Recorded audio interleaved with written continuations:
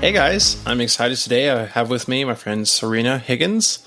We actually know each other from grad school at Baylor back in 2017, I believe. I think so. Sorina was one of my favorite classmates. She always had great stuff to say, and we had some similar interests in C.S. Lewis and Tolkien and the Inklings. She knows more about the other Inklings than I do, so be excited to hear about that. Yeah, you want to introduce yourself a little bit more? She's very accomplished. No, thank you so much, Kendall. I'm really glad to be here, and I'm impressed with the project that you're doing. So we met in a course on American Gothic literature, I think, which was a pretty cool class, and it did have some of our spiritual interests. I ended up writing a paper about mesmerism. It's kind of neat. Oh, wow.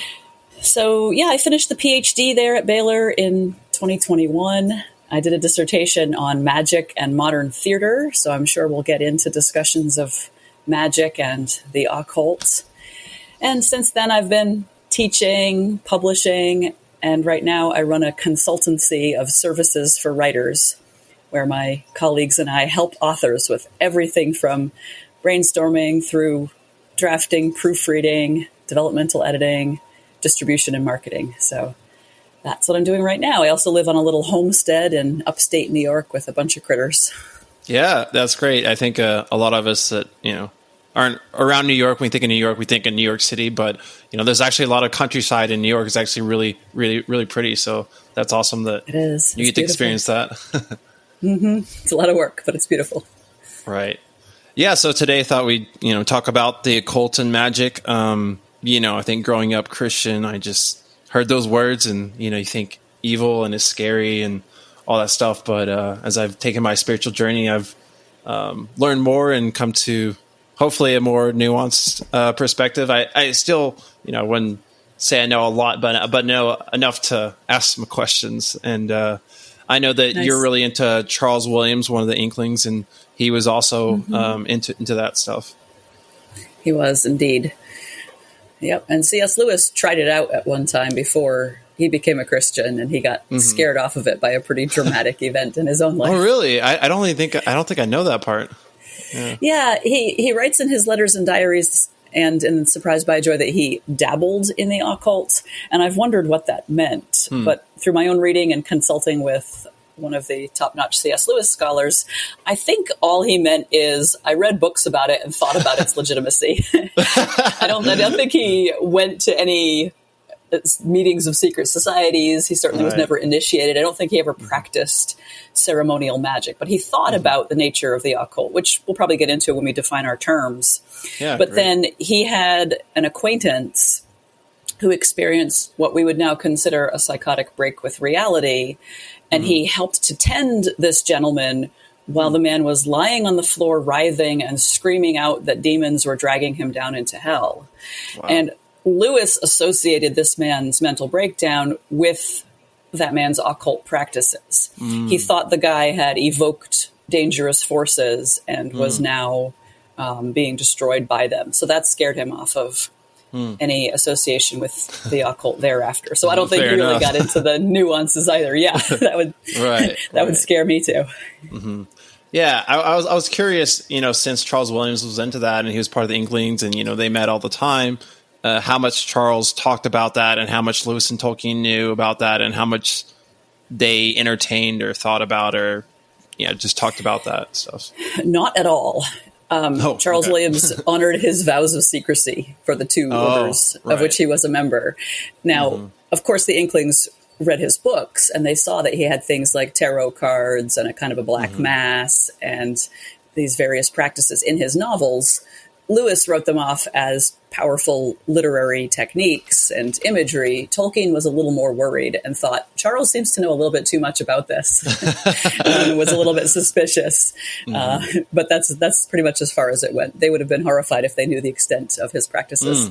Yeah, I mean, that's a little funny in the sense that, in Tolkien and Lewis, both of their writings, they talk about magic and have wizards. And so it seems like that they, entertain that world to some degree, but of course it's, fiction. So So, yes, it's fiction, and they use magic as a powerful system of symbolism to convey spiritual meaning, right? Because I think one thing that all the Inklings have in common is the idea that the other world and this world can be in communion with each other, that there's something beyond the material.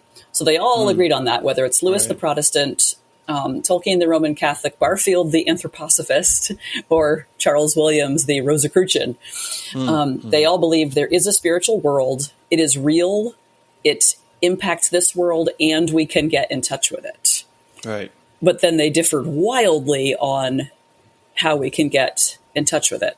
Now, in addition to that, Lewis and I believe Tolkien also thought that in addition to angels and demons, or angels and fallen angels, there were also neutral spiritual beings.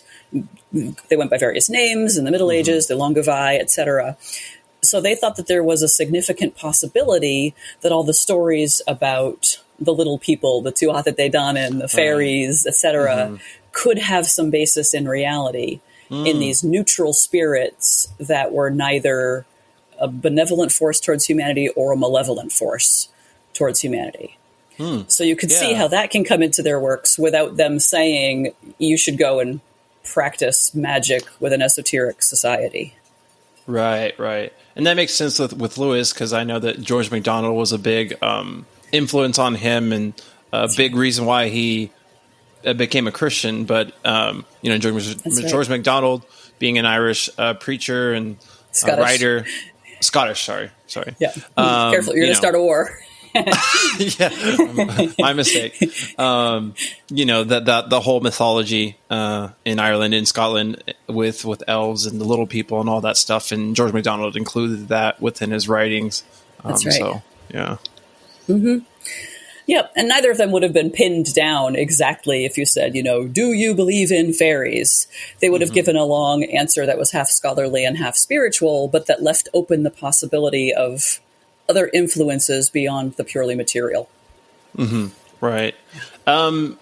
Just a little side note. I'm not sure. Arthur Conan Doyle, the writer of Sherlock Holmes, I know he was also into that stuff too. Yes. But I'm not sure how very much when he was alive versus Tolkien. A little earlier. They were connected. A little earlier. A little earlier. He was a Victorian writer. That's right. He followed the what was the name of it? There was that whole episode when these little girls photographed fairies, and he completely believed this and promoted it. He actually was friends and then enemies with Houdini, and he and Houdini argued over occult forces all the time, Doyle believing in them and Houdini denying their existence. And Houdini was, remind me? He was that escape artist. Oh, right. American stage magician who would be locked up in chests and thrown to the bottom of the sea and then escape. But for him, it was all skill and practice, not evoking otherworldly forces. Right. Okay. Yeah. Interesting. Yeah. So let's go back a little bit. So what, personally, in your own story, what has brought your interest into these things? Yes. Good question. I was brought up on the writings of C.S. Lewis. I was one of those kids. My dad read me the Narnia Chronicles, and then I went on to read the rest of the fiction later, and then Tolkien after that. And my favorite undergraduate professor kept saying, if you like Lewis and Tolkien, you have to read Charles Williams. And I didn't get round to it until after undergrad, and I read The Place of the Lion. I think it was over Christmas break the next year after I graduated from undergrad, and it just blew my mind open. It's an astonishing novel. For those who haven't read it, the Platonic forms take shape in the world as gigantic animals, huge, beautiful, glorious animal figures, and they start absorbing all of their lesser shadows into themselves. So, for instance, there is an enormous butterfly, and all the butterflies in the world come to it and are absorbed into it. And this is in some ways gorgeous and ecstatic and beautiful, but it's also dangerous because the whole material world is eventually going to be absorbed in these things and we will cease to exist.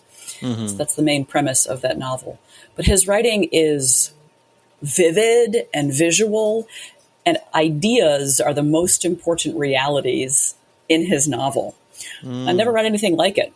Now, he's difficult to read. He did not have the same systematic education as some of his Oxbridge contemporaries, and he didn't really learn to discipline his ideas and his syntax down into a way that was readily understandable. But I think it's worth the effort to understand his works. So he wrote 7 novels that are just bizarre and beautiful and strange. And then poetry, plays, literary criticism, theology, and biographies. So he was a very prolific writer. So I began reading Charles Williams. I read his Arthurian poetry in 2009 and decided this needs an annotated edition.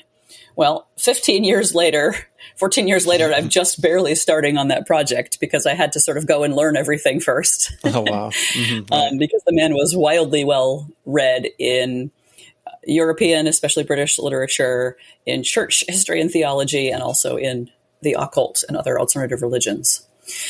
So when I came to Baylor, I was interested in working some on Charles Williams and some on modern drama because his plays have been neglected. But I also began studying the works of William Butler Yeats there under the great Professor Richard Rankin Russell at Baylor, and found out that that Yeats and Williams were members of sort of sister or cousin secret societies and practiced the same rituals. So I became interested in, well, how many writers from this time period were involved in these secret societies, and did their ceremonial magic rituals influence their plays? And the answers were quite a few, and yes. Right. So that's what I wrote my dissertation about. Exactly. Mm-hmm. What organization was Yeats in? So Yeats was in the Order of the Golden Dawn, and he actually became a leader of that for a while. And then there was a spin-off order called the Fellowship of the Rosy Cross that was explicitly a Christian mystical society. And that's the one that Williams joined officially. But Williams was also unofficially involved in a sort of a study group that used the Golden Dawn materials. So he was involved in these 2 different groups. So he had sort of the Christian mystical side and the syncretistic, more magical side as well. Okay. Wow. Yeah, that's all very fascinating and interesting. It is. It is. That's how I got into it, both personally and then academically. Okay. So maybe we should define some terms.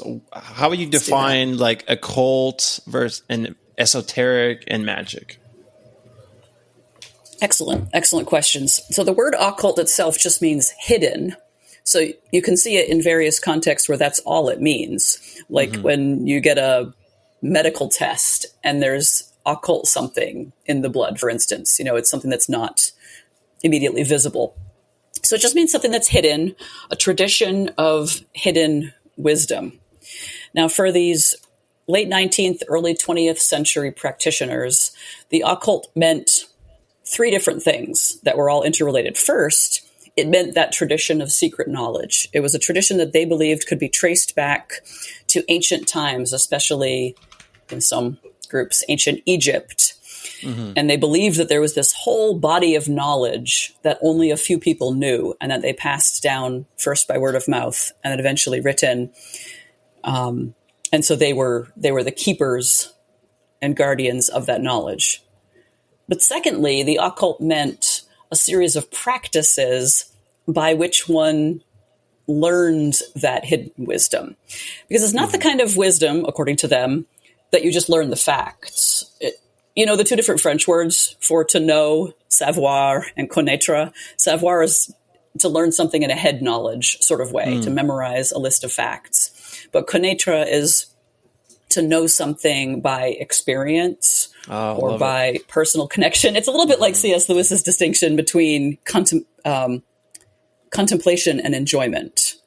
So you can sit outside of something and contemplate it, or you can live into it and enjoy it. And one of Lewis's examples is you can be a psychologist who studies the phenomenon of falling in love, or you can be a biologist who studies what happens to somebody's body chemistry when they fall in love, or you can fall in love. And those are 2 very different things. So for these early 20th century occultists, to know this knowledge was to practice it, or to practice it was to know it. But then thirdly, the occult, they believed, was an actual powerful natural force. So it was a natural force that scientists had not yet discovered and codified the way they have, say, gravity or magnetism, but they thought science would discover it and catch up someday. And they were actually super excited when atomic physics was in its youth, because they thought maybe this was the physical scientific manifestation of this occult force. Right. After all, it used alchemical terminology, the transmutation of elements from one to another. So that's what they thought the occult was. It was a body of hidden knowledge about this powerful natural force and the practices and the path to enlightenment to get to know and to use this knowledge and this force. Right. One word I know is like gnosis. Yes. And that's direct knowledge or experience. And, obviously going back to the Gnostics. A couple other groups I know, the Greeks had mystery schools and, That's right. And Like the Kabbalah, Eleusinian mysteries. right. And I know Kabbalah says that they were around for a long time. Exactly. Yes. The writing wasn't until later, but they said that it was passed down orally. So those are some mystery schools. That's really good.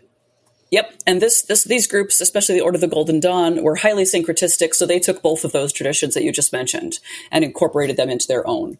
One of the playwrights, Aleister Crowley, the notorious great beast, called himself 666, drug fiend and sexual predator.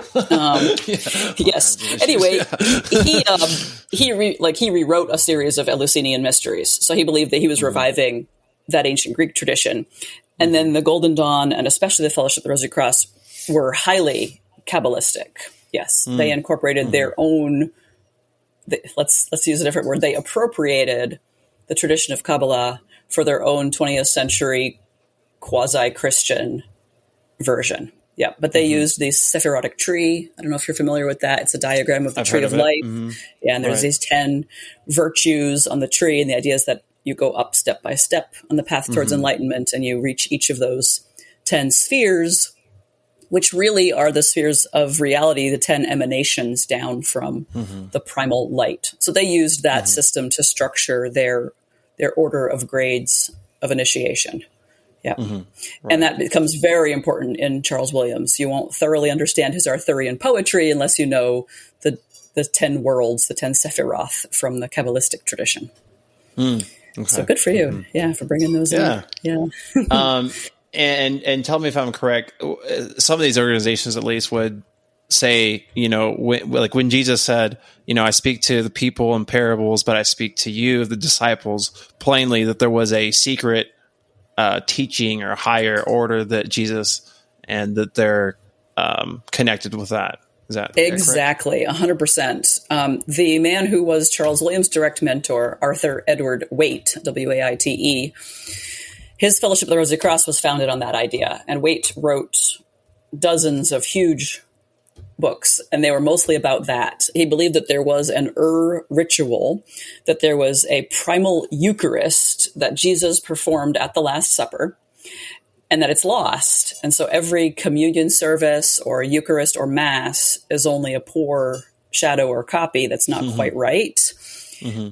But the disciples memorized, the 12 apostles, or the 11, I suppose. Maybe Judas did too, but then his story ended soon after that.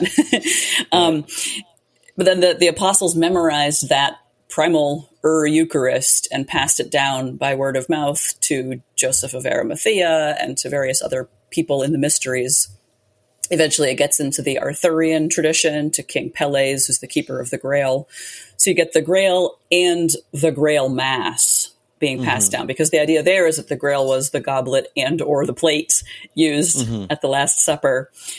And so along with someone being the physical keeper of the Grail, they would also be the keeper of the mysteries, of the words that were spoken and the rituals that were performed there in the upper room, but that have been lost to everyone else.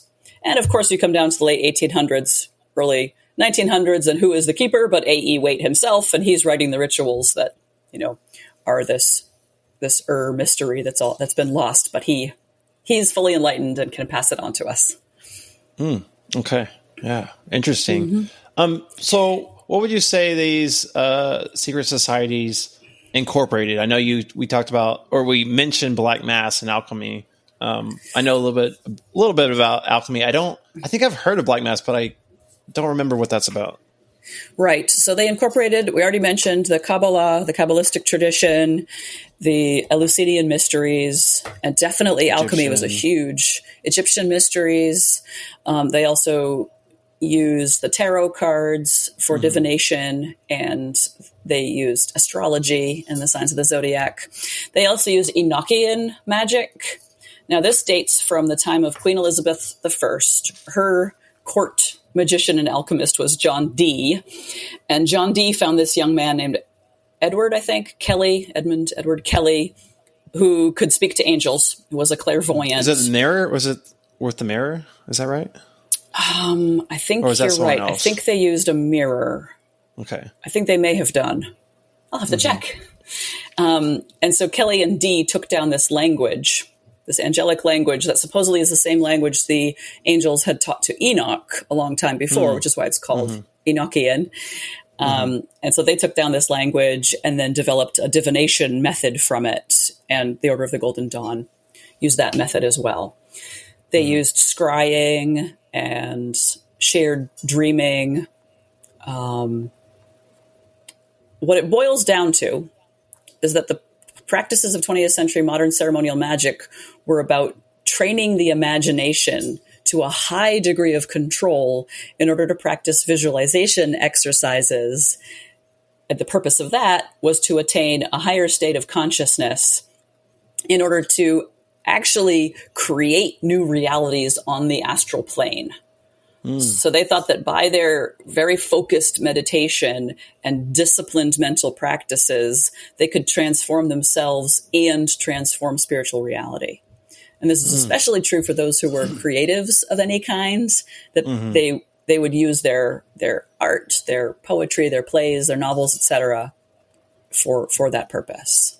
Right. Now we got to get into the black magic side of it, but go ahead and then I can come back to it. I was just going to say, to add a lot more, when you mentioned astral, that connects with, a lot of the stuff connects with the Eastern religions like Hinduism, Buddhism, and they had an understanding of all these different realms, or, today we might call them dimensions. Yes, that's exactly right. And that's a whole other strain in all of this. Because at the same time, you have Madame Blavatsky came to England and brought over a guru from India, and she was the founder and head of Theosophy, the Theosophical Society, which had an esoteric section. So she brought in the Eastern side of things, which some of these orders also combined. And Yeats began studying the Eastern practices and teachings later on in his life, and some other members of these groups went on to incorporate Eastern later on. And one of Charles Williams' novels is called Many Dimensions. So it's about awesome. Different levels of spirituality. Okay, I've got to read them. Yeah, you do. Okay, let's see. We got to talk about black magic, and we got to define a couple of other terms. Yes, black versus white magic. So I'm going to give you a much simplified history of the divisions of these orders. So in the late 1880s, 3 Freemasons founded the Order of the Golden Dawn. So that's another strain that comes into syncretism, is the Masonic tradition as well. And so they founded the Order of the Golden Dawn, which was the most influential order at its time and is still alive today and has many branches all around the world. It had serious leadership crises in the early 1900s. There was actually a pretty hilarious, from our perspective, event when Aleister Crowley came to England to try to take over the leadership of the Order of the Golden Dawn there. And he was dressed in full Scottish Highland regalia with the kilt and the dagger and a black mask of Osiris, I believe. And he came to storm the headquarters, and Yeats was there defending the headquarters with a member who was a former amateur boxer. And the Yeats and Crowley apparently engaged in a wizard's battle on the astral plane. But on the physical plane, this boxer kicked Crowley down the stairs and kicked him out and went to the local judge and got him fined £5 and changed the locks on the doors. But the result of all of these leadership tumults was essentially a three-way split. Like I said, I'm simplifying this. It took several years, and there were other permutations, but it kind of broke up as follows: Yeats with white magic, Crowley with black magic, and A.E. Waite with Christian mysticism.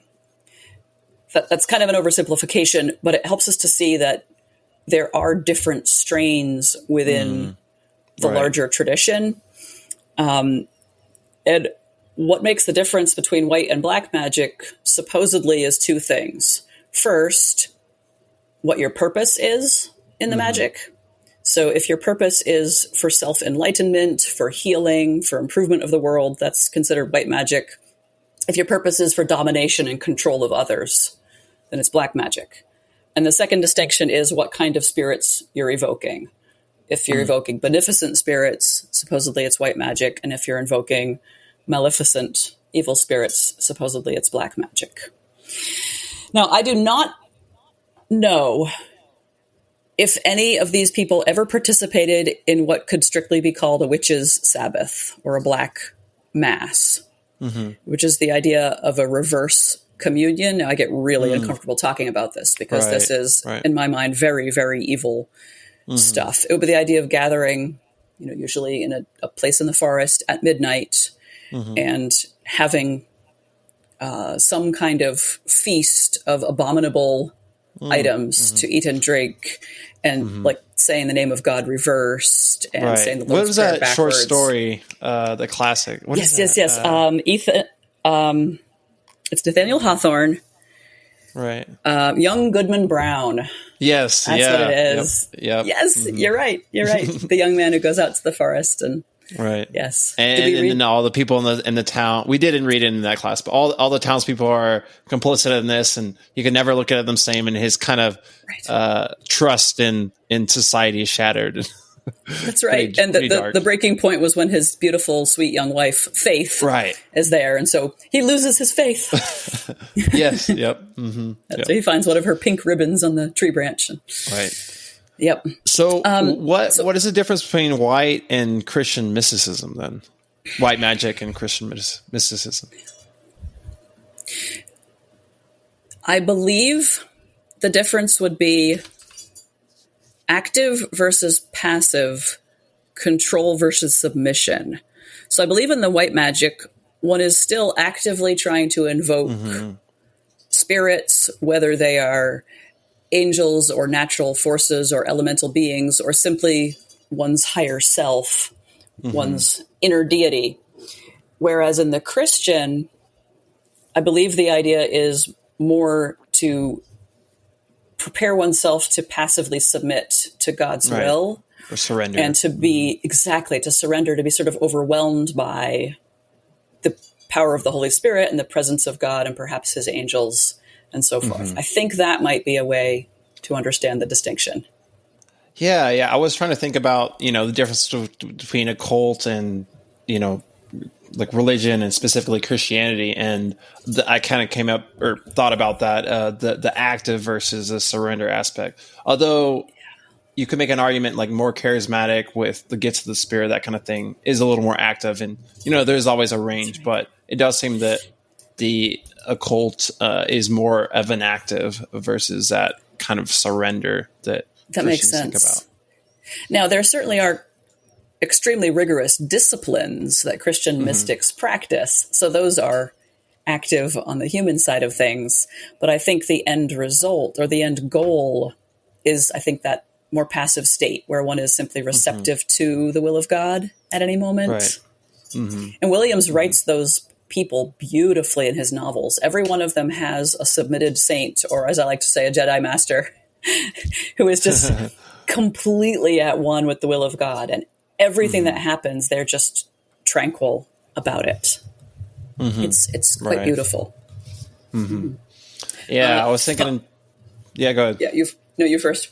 Oh, I was just thinking about prayer and manifestation. I'm not sure how manifestation exactly, if that word even applies to the occult back then, but that kind of being that active versus passive side of things. They did use that word. What does it mean in your usage? And we'll see if it's the same. Oh, when I hear the word, and I think most people today, they think more like New Age, and so I don't know if that's been appropriated, if there's much difference, I guess. And so, yeah, just the I'm going to create by my thoughts and actions, create a different reality, or something better, or bring something into my life. Okay. Yes, I think it's the same. Theirs is much more specific. They believed that the highest level adepts practicing the highest level rituals could cause a god form to become visibly manifest. So they could essentially force some astral being to take on some kind of material, visible, maybe even physical body. And Aleister Crowley claimed to have done that many, many times.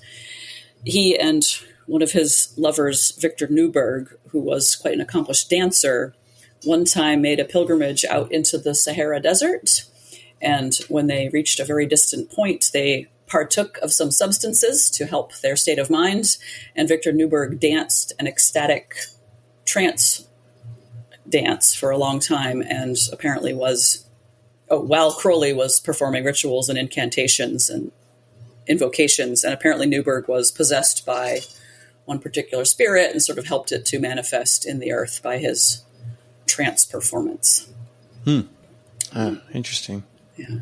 So to finish the black magic side of it, so Crowley did practice what to me are extremely disturbing, abominable black masses, where he did a communion that involved sexual practices that are pretty sickening. I won't go into the details here, but he performed an abominable Grail Mass. So we sort of have the range of practices there, from A.E. Waite, where someone might be meditating on the image of the cross and using the Lord's Prayer, through Yeats, where someone would be meditating on the pentagram and evoking perhaps Egyptian or Greek deities, all the way through Crowley's definitely straight up. He's like, I want to call up the devil kind of practice. Yeah, actually, unrelated but related. Yesterday, I looked up the pentagram because there was a meme my brother sent me, and this person was trying to get a tattoo, and they actually got a tattoo of the Star of David instead of the pentagram. This is kind of funny. But I looked up pentagram, and even the history of that is a lot more deeper than modern day Satanists using that as an evil symbol, but it was used by many different traditions for many different symbols and reasons that wasn't all dark. So, exactly. That's right. Charles Williams practiced the banishing pentagram ritual all his life and taught it to his disciples. And the banishing pentagram is supposed to be the good one, where you use it to keep away any evil influences. And then the reversed or invoking pentagram is supposed to be the quote unquote bad one. Right. Calling dangerous forces in order to control them and use them to harm someone else. Right. Yeah. I was just thinking about, the parallels again, or differences between the occult and Christianity, and thinking about things like rituals, like communion, singing, chanting, and, the charismatic movement, the prophecy and tongues and healing and, divination. There's a lot of parallels and similarities there. Yes. So we maybe could parse some of the differences. Sure. In order to do that, do you mind if I define a few more terms? Yeah, definitely. Yeah, go for it. Okay. Because we haven't yet defined esoteric or even magic itself. And I think if we do that, then we can probably come back to your excellent question about Sure. Or your thought. I mean, these things look the same. Are they different? Are they, is it all religions are the same and we all just practice rituals of invocation? So the esoteric is a large system of thought. It's a large category. It's grounded in Neoplatonic ideas. It draws on Hermeticism, which is the doctrine of correspondence, as above, so below, right? That everything here is a microcosm for everything above. And there certainly is a very rich Christian Neoplatonic tradition in European thought and writing. But the esoteric emphasizes correspondences, the anima mundi, or the spirit of the world, and the imagination as a way to truth. And it also claims a secret, hidden higher knowledge. So there are esoteric strains of Christianity that might not be occult, if that makes sense. That they also claim a higher secret wisdom, but they're drawing from a Neoplatonic tradition rather than from an Enochian, Eleusinian, Egyptian, or Kabbalistic tradition, right? And then there are Christian traditions that abhor the esoteric and say the point of Christianity is that it's exoteric, is that it's public, is that everything that you need to know for life and faith and salvation is in the Bible and in the public preaching and in the church tradition, and you don't need a higher secret initiation. So that might be one difference, is the esoteric versus the exoteric. Right. If that makes sense. Yep. So what is magic? And is Christian ritual magic? And are Christian miracles magic? So according to Aleister Crowley, so Aleister Crowley, who was an awful guy but was a good writer at sometimes, he wrote the famous definition: magic is the art of causing change to occur in accordance with the will. And I would add, realized via the imagination. Now, this is a limited definition to these 20th century, mostly European practitioners. There are other definitions, other times and places and cultures. But magic is the art of causing change to occur in accordance with the will, realized via the imagination. And at the end of the paragraph in which he gives that definition, Crowley says, now look, I have just put words in order in a certain way according to my will, and I've caused a change to occur in you, dear reader, because you've read these words. So this paragraph was an act of magic. Gotcha. And that makes it think like, well, then isn't almost everything magic? Right. And he would say yes. He would kind of say almost any intentional human action is tapping into these powerful forces to cause change to occur. But what most of them meant at this time was the transmutation of the inner self, the alchemical change of the soul or the psyche from the base metal, from lead, from something impure, to the pure gold. And they strove for an alteration of consciousness. And their ultimate goal, and this is where I think we probably need to go in the conversation now, their ultimate goal was to get in touch with your own inner divine self. To use a Frank Peretti line, we're all God, we just forgot that we're God. Frank Peretti said that? He said that on a lecture or a talk that I heard when I was a little kid. I've read most, if not all, his fiction. And I don't know if he was quoting somebody else. Right. Okay. But it's a handy line. Right. But yeah, that's a huge difference in what most Christianity thinks. I agree with you. Or no? Okay, agree. However, I have had many a debate with Christians from other traditions, especially Eastern Orthodox traditions. Eastern Orthodox, right. That would be different. And even some of the more mystical, because there's the doctrine of theosis, the idea of the human. What would be the right word? It would be transmutation, or would it be, well, let's use the Athanasian Creed, right? What is the line in the Athanasian Creed? God, not by the bringing of himself down into manhood, but by the taking up of manhood into himself. I'm missing the first part of the line. But there is a tradition of deification within Christianity that I am not very familiar with. So I'm starting to question my own academic ability to parse between what things, for instance, Charles Williams says are strictly orthodox, smaller case O, and which things are not. And to me, that's what it would boil down to. I think Williams leans too heavily into the immanence of God to the detriment of the transcendence. And I think that he obscures the creaturely distinction. I think he leans too heavily into the humans have a divine self. Ah, gotcha. Okay. But other Christians disagree. I'm probably more on his side. Okay. But I know most Christians are more on the other side. So yeah, that's interesting. I'm not totally sure, because there are some huge branches of Christianity that do lean heavily into the Imago Dei as being, I'm not sure what words to use, part of God within yourself, or a divine spark within yourself. Right. Yeah. And that kind of goes back to manifestation a little bit, and a little more nuance to that, in that saying that, like New Age, for example, that and I'm creating new reality.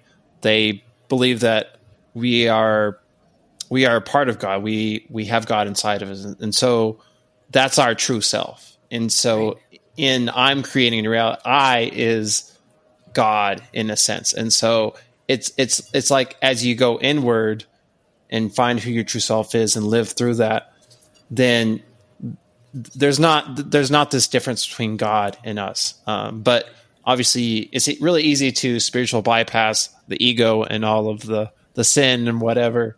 So there's a lot of problems, obviously, but yeah, but kind of this like the Hermeticism, inner, outer, above, below. There's a connection there. Right. Yeah, I think you've just expressed it really well. I think you've expressed what these orders would say really well. I'm not comfortable with that. Sure. To me, that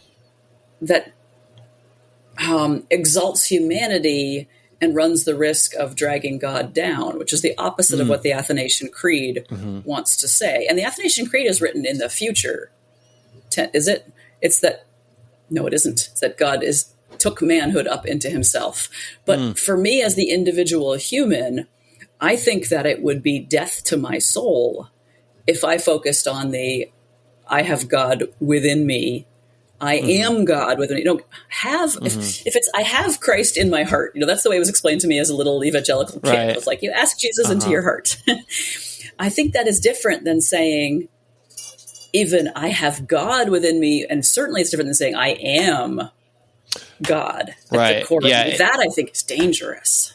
I think it is. I would agree that it is dangerous. I think it takes very careful explanation, and what does that actually mean? It's easily corrupted. So maybe that's not the best language. I think I guess I connect it with, I would say, original goodness of original sin, and kind of try to help away from the shame and the disconnect from the body, and seeing that as evil. And that it seems like a lot of spiritual tradition is about that surrender. And as we surrender, and psychology, the language of psychology, working through our traumas and all the stuff, that underneath all of that is God. And so, I don't know. It seems to me that we're all saying the same thing, maybe, but just using different language, perhaps. I know what you mean. That worries me. Even saying that we're all saying the same thing, even that worries me. Because, so to put my cards on the table, because we're going to talk about tarot cards in a few minutes, probably. Yes. I mean, I'm a Reformed Christian, and I'm fairly extreme in my prioritization of God's ordination of all things over free will. I'm not sure there is such a thing as free will, honestly, when it comes down to it. And I do lean really heavily on the total depravity side of things. And so in my own spiritual journey, the times when I've been focusing on, there's goodness within myself, are the ones when I've been least spiritually healthy. And the times when I've been able to contrast my fallenness with his grace are the times that I've been most spiritually healthy. Because I want to say it is absolutely 100% all about him and not about me. So that's what worries me about these traditions, is when they're about me, either in their theory or in their practice. And some of these teachers went much further, like A.E. Waite went so far as to say, I'm not even sure if there was an historical Christ, but it doesn't really matter because we all have the Christ spirit within us, and we just have to realize the Christ spirit within us. And that's not Christianity. That's over the line. That's not creedal, right? Right. And so I don't know whether Charles Williams, as a professing communing Anglican, went that far. He did believe in the historical Jesus. I believe he was a creedal Christian, but I worry about how heavily he leaned on the Christ spirit within aspect. Does that make sense? Right. Yeah, for sure. For sure. I'm glad that you're obviously, giving your view and pushing back, because most of my podcasts, it has been, people that generally we agree with on what we're talking about. So it's good. I've been wanting to have, a good conversation that, can be productive and not just antagonistic, some differences. Good. So I appreciate you. Oh, thank you. Yeah. And so I guess the last little thing I'll say on this is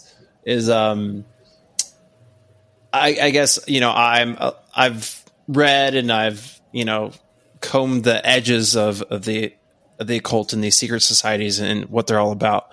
But I'm more into the mystics, that, Yes. like St. John of the Cross or Teresa of Avila, that they were all about going back to that direct experience of God, and that in some way, there is this connection, this oneness that we can, I don't know if you'd say obtain or surrender to God. Right. And so there is this sort of melding, but it's difficult to put into words what that means and how that looks like. And, the psyche is so complex and so unique to each one of us. And then our language, we associate different things with the same words. And so when I say something, it might mean something totally different to someone. So their path to the same inner experiences as me might be different. And so it's just, it's fascinating. It's interesting. Oh, it absolutely is. I just started reading Evelyn Underhill's Everyday Mysticism, a practical guide for normal people, I think. Now, she was in one of these orders, and Charles Williams wrote the introduction to the volume of her letters when that was published. And she defines mysticism as union with reality. But she acknowledges we could talk endlessly about exactly what do we mean by union, what exactly do we mean by reality. Right. Yeah, she capitalizes reality. And I would argue that the definitions of those terms matter. And I myself would say it is Christian mysticism if capital R reality equals the Trinitarian God. But not if it's anything else. If it's some kind of force, if it's some kind of spirit within us, if it's some kind of polytheistic, etc. And then the union, right, I would say that would be Christian mysticism if that union is a surrender that acknowledges our sinfulness and his mercy, grace, and transcendence. But I would say it would be some other kind of mysticism if it just acknowledges, like, we always were God and we just have to remember that and reconnect with that consciousness, whether it's a pantheist or a panentheist or a humanist type of mysticism. That those are some distinctions I might make. Yeah, that's great. Yeah, I lean towards panentheism, but that's good stuff. Yeah, I wonder if Williams did too. Can you remind me of the definition? Oh, sure. Panentheism is God is above all things, but he's also within all things. Right. Okay. Would that be like the way Lewis describes things in The Great Dance, that every object and every Great person, Divorce? every being, the Great Dance at the end of Paralandra? Where everything is like equally important and everything is sort of exchanging roles in a great hierarchy. I think it's more just like the Spirit of God. You could say the Holy Spirit is within all things, and so God. You say God is above all things, and you could say God the Father, but he's also within all things. You could say like the Holy Spirit. Yeah. Is that why we then have such a thing as general revelation? Why anybody can know something about God from nature, creation? Yeah, I think so. And I think, I don't want to speak for all panentheists, but I don't know if we see a distinction between general revelation and what was the other one? Divine revelation. Special revelation. Right, special, yeah. Now, I think there's different levels, of course, and I think there's different levels of inspiration and different things, but I wouldn't make a hard distinction between the two. Would you think that general revelation is enough to be salvific? Well, that gets into what is salvation. Okay, well, what is salvation then, Kendall? Interview the interviewer. Do we want to go down this road, or I don't know. Totally up to you. We can maybe another podcast episode. We can get more into these things. Awesome. Maybe I love all these things, but I want to try to stay on stay on topic. Yeah. Well, I guess to kind of wrap it around to where we started then, because of these distinctions that I make, therefore, my knowledge of the occult is entirely savoir and not a tiny bit of connaître. It's entirely contemplation and not a little bit of enjoyment. I don't touch the stuff. Mm-hmm. I have A.E. Waite's famous set of tarot cards here, and I don't really handle them, only if I need to for a lecture or for studying for academic purposes. Mm-hmm.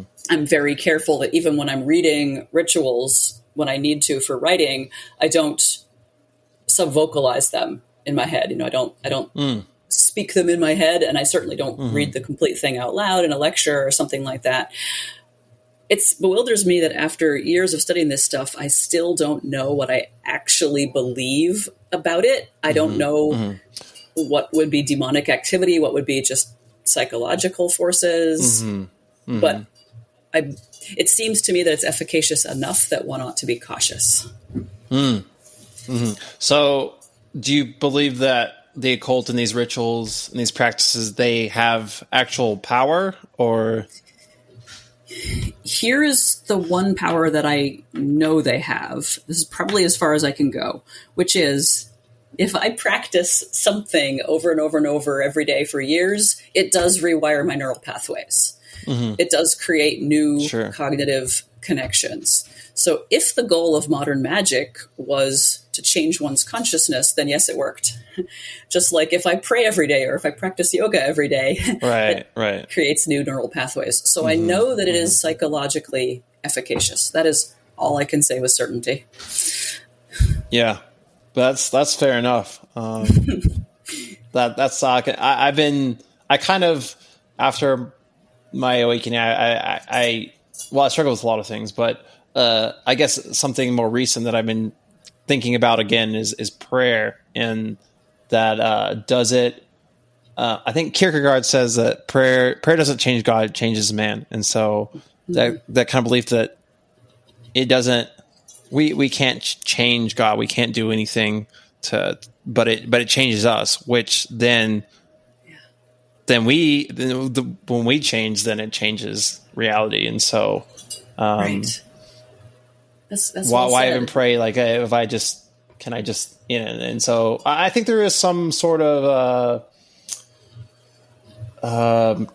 this connection. I think, like Jesus talked about, I couldn't do any miracles in my hometown because they didn't have faith. And so I think there is this partnership that we have to, at the very least, we have to surrender and believe that these things are possible for then God to work.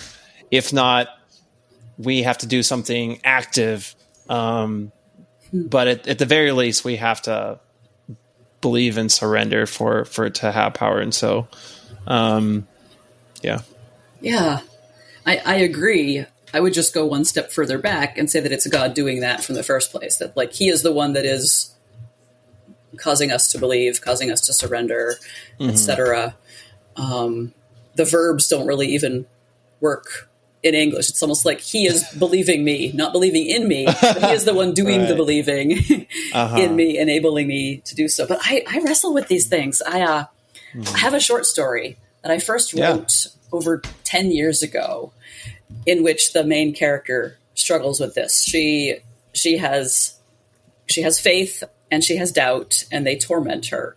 She doesn't know which one is real, right? And it sort of depends on her mental state, whether she is in faith or in doubt. It really torments her.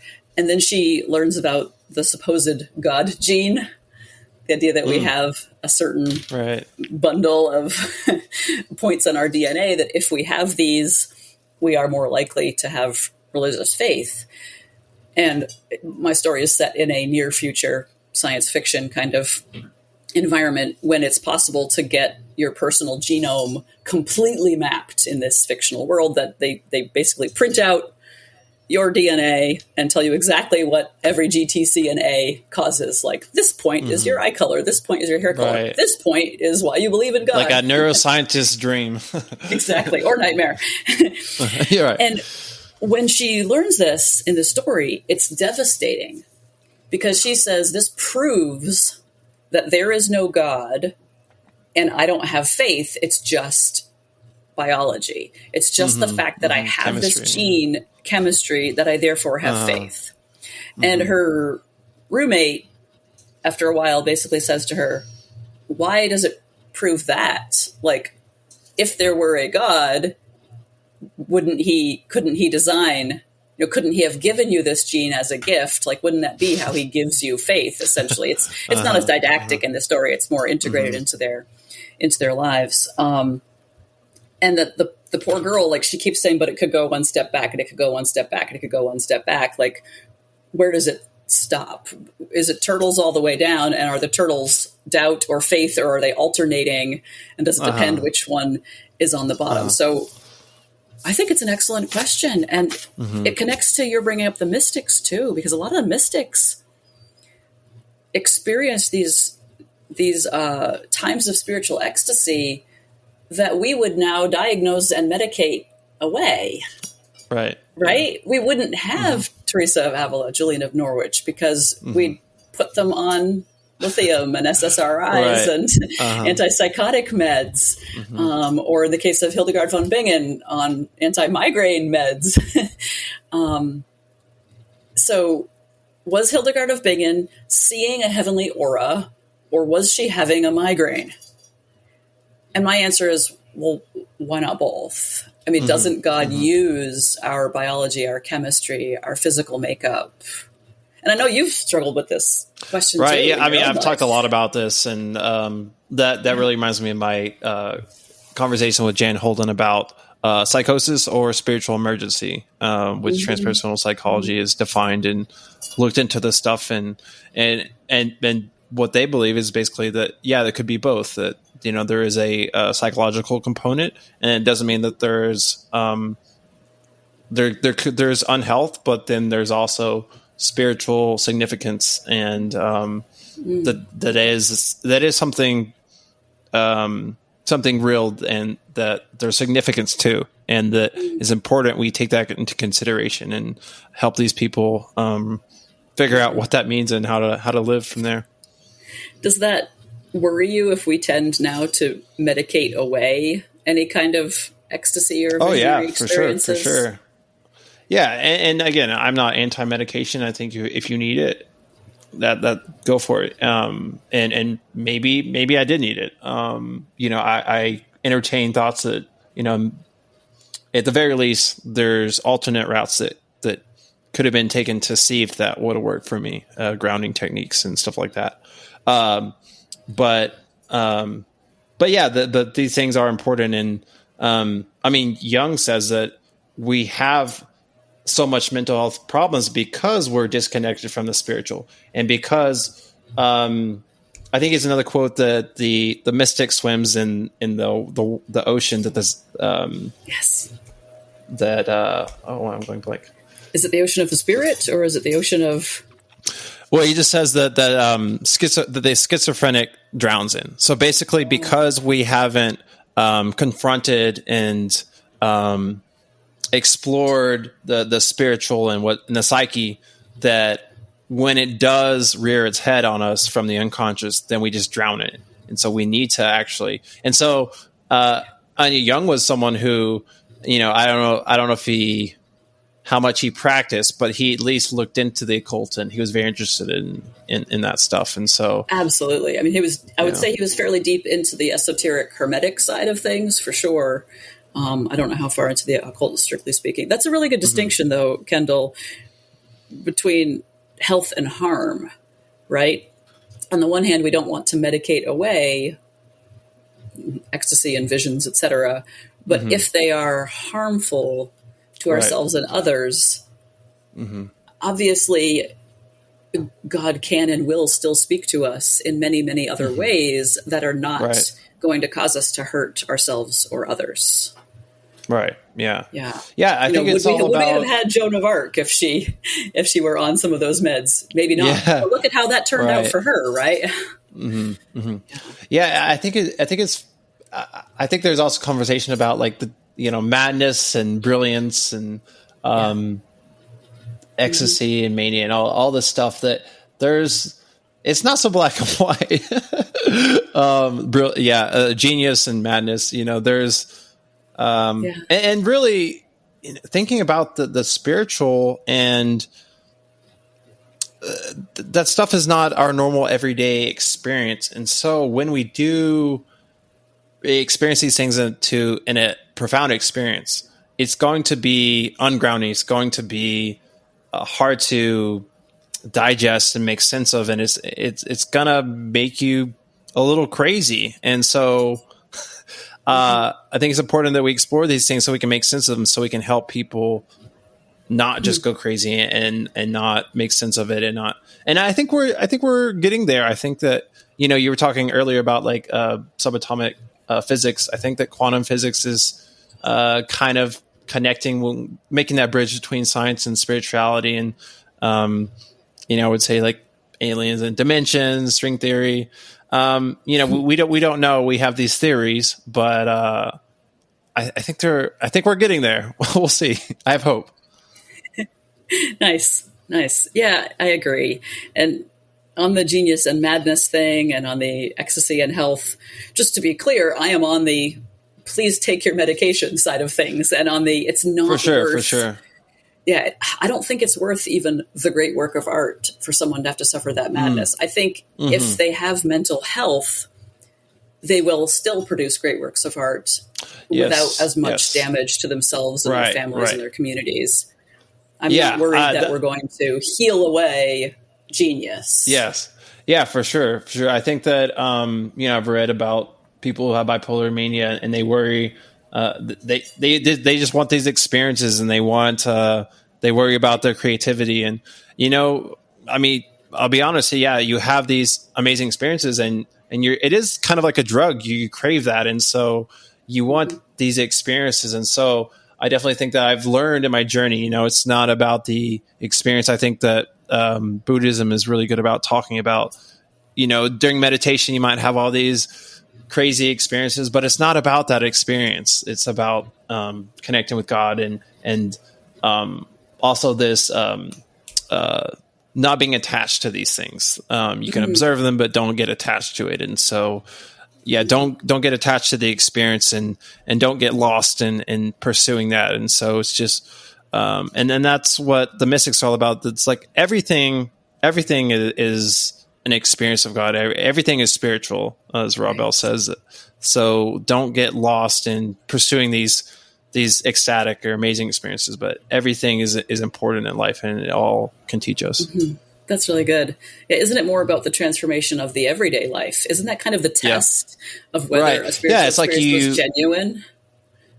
Yeah, for sure. It's not. It doesn't help if you can't integrate that experience into your everyday life. And some people will have these experiences and be like, "Oh, I'm enlightened," but until you integrate that, then people can just see that they're not grounded and they're not connected to the now moment, and they're not integrating these experiences, and so they're not connecting with everyone else, and so they're really kind of lost in a way. Exactly. And that can easily become very selfish and exploitative, that the person can say, I need to get these ecstatic experiences at the cost of anything else and anyone else. And a huge part of these early 20th century occult orders that we haven't talked about is the abuse that was prevalent in them. There was a great amount of spiritual abuse, physical, financial, and sexual abuse in these orders, because the leaders, usually men, but sometimes it was the woman who was the abusive leader, they would be given all this spiritual power over these other people who, quote unquote, weren't enlightened yet, these neophytes. And people flocked to these orders a lot of times because they felt marginalized and disempowered. They were women who couldn't be spiritual leaders in the traditional church. They were people without college degrees who couldn't be influential leaders in the academic world, and they were usually people of lower economic means. And in these orders, they were given power, respect, authority, and a kind of alternative education. It was almost like getting a PhD, because it took usually about 7 years to climb up each of these orders and learn all of the material. And every time you finished one, you would take a written exam and a practical exam, just like your owls at Hogwarts. And so these people could feel like they had gotten what they'd been denied. Women still couldn't get degrees at Oxford until 1920. So a lot of times you'd have people who had power and authority in these orders over people who were less powerful. And what happens when you put that situation? People abuse it. So we have a lot of instances of, like I said, spiritual, physical, financial, and sexual abuse. And Charles Williams was among the worst. He was a terrible abuser of his disciples and his followers, which is a very discouraging thing to learn. Yeah, along with his, Christian teachings. Right. Yeah, I was just thinking, of course, anything secret, secret society, the more secret it is, the more room for abuse. But of course, we can see within Christianity itself that, that's not so secret, that there's been tons of abuse and issues as well. So, and I think it's giving power to people, right? Right. We're not really capable of wielding power without wielding it wrongly. For sure. Yeah. And one note I made is it's interesting when you think about like witch and wizard. Wizard, you're like, oh yeah, that's good. That's interesting. But witch, you're like, oh, that's evil. So you can just see the patriarchy there. The gender dynamics there. Yeah. Yeah. Oh, good observation. All right. Well, we have covered a lot of ground, haven't we?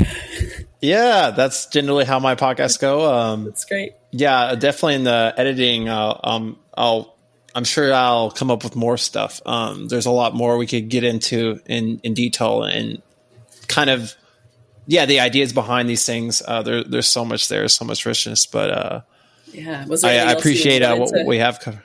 Yeah. Well, I had a couple of things. Okay. And not too in depth, but I just thought it was interesting. I think, it may be disputed, but I know a lot of the founders of US were Masons, and a lot of our structure, architecture, and symbols, all that stuff connected with these groups.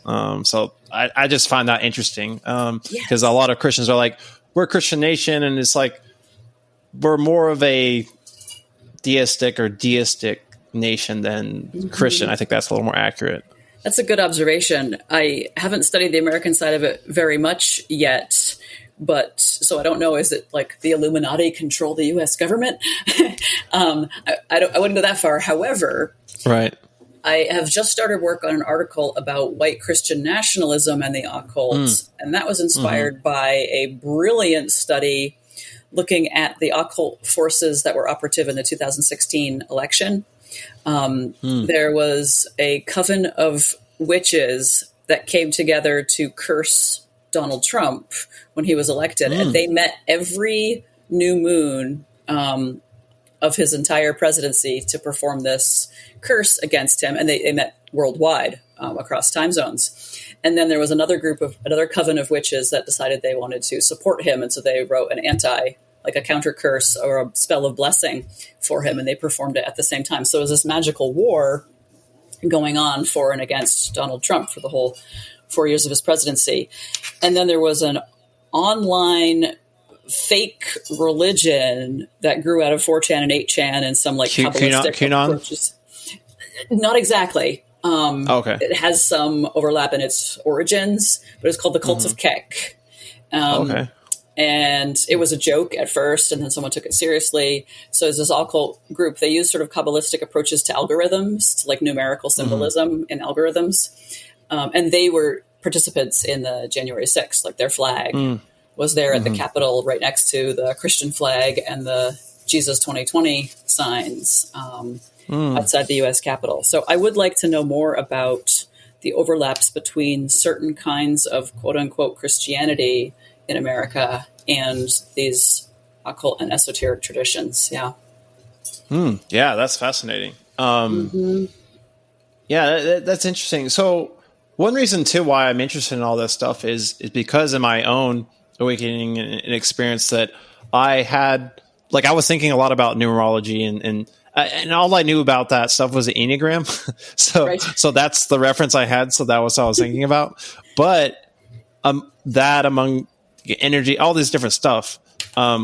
When I started my spiritual journey and realizing that other people had experienced these things and studied them and, these occult groups and all this stuff. So I was like, I didn't come at this from an intellectual side. I came at this from my own experience. And so it just made me think that maybe like these things were first experienced by people and then they made, sense of it and made writing. And so that there's some truth to it, that it's an experience people had and that they are connecting to the spiritual realms and that there's something to it basically. That's well said. Kind of like music theory, right? Like the practice came first and the theorizing of it came later, the systematizing and writing it down. Mm-hmm. Yeah. And there are a lot of similarities across cultures that didn't even have contact with each other that have similar systems of symbolism, similar numerical symbology. And to go back to Carl Jung again, the idea that there are these archetypes that are universal across humanity, regardless of culture and time period. Yep. Yeah. Yeah. I read Joseph Campbell, who's another guy who talks about the universal symbology. Yep. Yeah. I read that in college before I ever had an experience and I didn't know anything about all that kind of stuff. And it just really connected with me. I was like, oh, that's what fiction does, is it connects with us, with the universal human experience, emotions, symbols, all these things.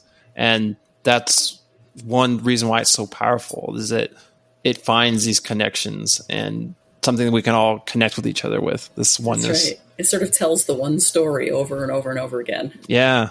That's great. So I guess there's a part in the Bible in the Old Testament where the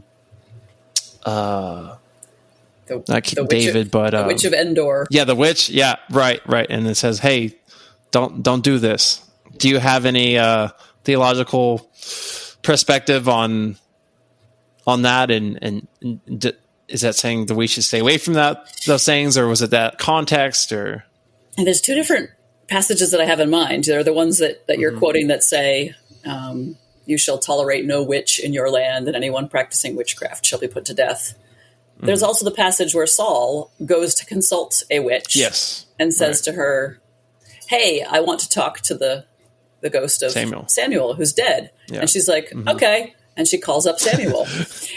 And when Samuel is called up, the witch turns to Saul and says, "You lied to me. You didn't tell me you were King Saul." This suggests to me several different things. One, it seems like there was some kind of truth going on there, because it seems that it revealed to the witch who Saul really was. Two, the scripture passage never says it wasn't Samuel. So did it work? But three, things didn't turn out so well for Saul in the end. Right. So did that actually help him? Four, is that actually an historical narrative, or is it more of a parable or a myth, etc.? But the overall narrative of the scriptures, as well as specific verses and instances, seems to say not to engage in these sorts of practices because they are trying to appropriate the divine power to ourselves, that they're trying to grasp for ourselves things that belong to God only, whether that's knowing the future, knowing the time and manner of our death, knowing sort of the back of the tapestry, like the way everything fits together behind the scenes, but instead to take either the mystical route that we've talked about or the ordinary Christian route of the means of grace and the spiritual disciplines. Like, I don't think we have to necessarily go around experimenting with what are these other spiritual practices when it's hard enough to just do what we're told to do: read the Bible, pray, go to church, fellowship with other Christians, take the sacraments. Yeah. I think it's probably enough for most of us to just submit to the exoteric commands and practices and not not dabble too far in the mysterious and the esoteric. Right. Yeah. So I wonder though, because I think like, the Bible talks about the precious gems in the Old Testament, and which be crystals, and the wise men. Some people say they were astrologers. They were, yep. They were. So, and then the ephod, the high priest wore. With the Urim and Thummim that were doing divination. Yeah. Yep. Mm-hmm. Exactly. So I just wonder if there's, a lot of hidden stuff in there that we just kind of pass over, don't think about, that it's not so clear cut, basically. Yeah. But I hear you. It's interesting. It's interesting stuff. I think the Lord can use these things, right? He can baptize or use anything, many things, but I myself don't recommend the practice of them.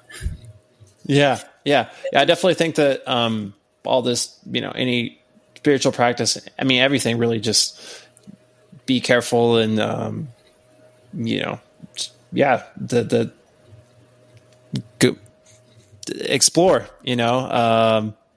if you feel that it's could be helpful, but be cautious as well. Yeah, exactly. So. Be wise and discerning.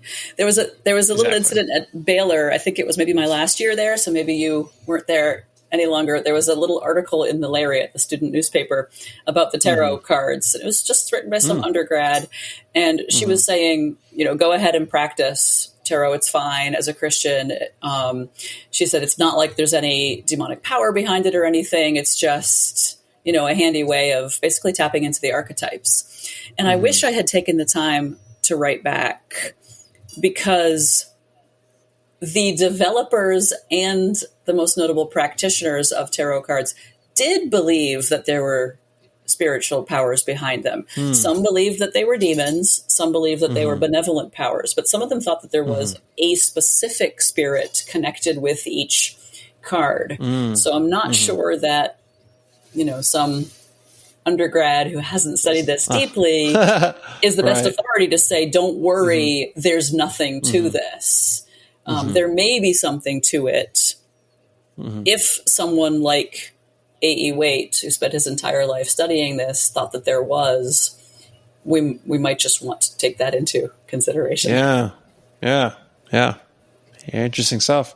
Well, that comes to everything I had written down. Is there anything that you would like to add or finish with? I guess I'll just finish with that notion of discernment. If you and your listeners decide to dive into Charles Williams' writings, which I hope you do, the novels are just fabulous. The poetry is beautiful but difficult. I have a reader's guide for beginners on my website, The Oddest Inkling, and I recommend starting with War in Heaven, because it's the one of his novels that has something most resembling a plot. But as you read, just keep your discernment awake and aware, because like I said, he was an abuser of the power that he wielded over others, and just, use all of your wisdom to sort through what he says. And obviously, that's what you do. Oh, and you do.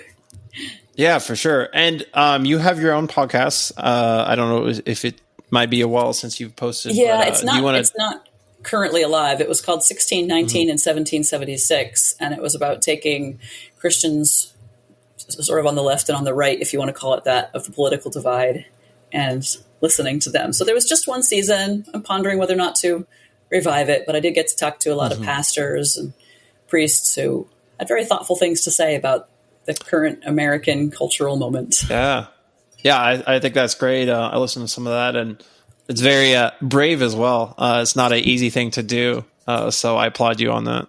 Oh, thank you. It was important for me as I was investigating those things. Yeah, awesome. Well, thank you, Sorina. You have a wealth of knowledge and experience looking into these things, and I appreciate you coming on. Thank you so much. I've really enjoyed it. You take care.